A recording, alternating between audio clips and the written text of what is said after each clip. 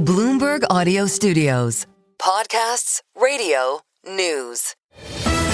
The Stock Movers Report, your roundup of companies making moves in the stock market, harnessing the power of Bloomberg data.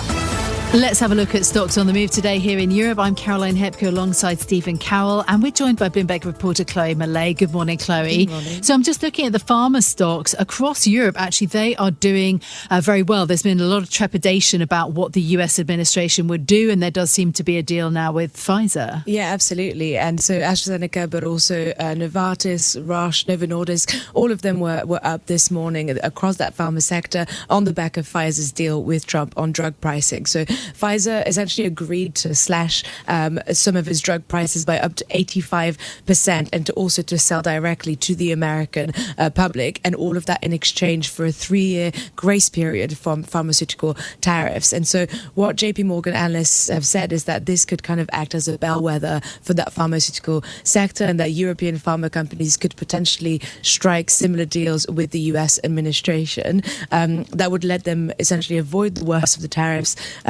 worst of the impact from tariffs, and especially that 100% tariff rate on branded drugs that Trump has announced. Eli Lilly has already said it's in active discussions with the administration around a similar deal, and so the European pharma stocks could follow, and that is really driving the shares this morning.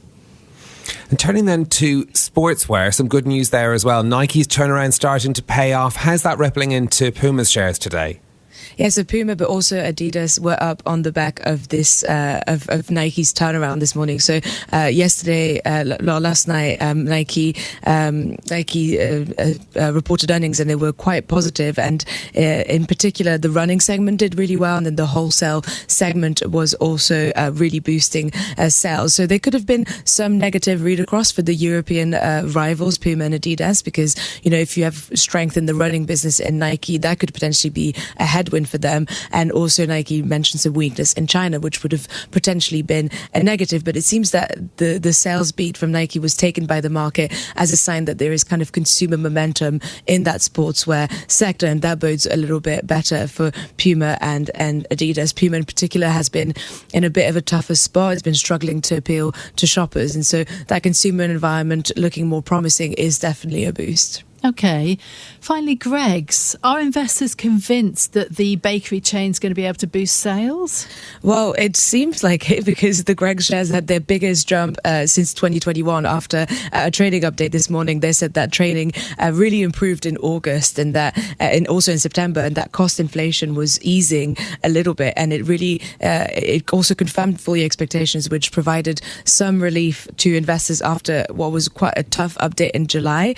So in July, it had flagged weaker growth, and all of that had led to short sellers betting against it at the highest level since 2008. So it's not out the woods yet. There's still a slowdown in store openings. There's still some weakness in volumes, but this was a really reassuring update today from Greggs, and investors were very, very keen on it.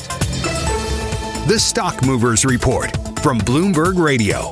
Check back with us throughout the day for the latest roundup of companies making news on Wall Street. And for the latest market-moving headlines, listen to Bloomberg Radio live. Catch us on YouTube, Bloomberg.com, and on Apple CarPlay and Android Auto with the Bloomberg Business app.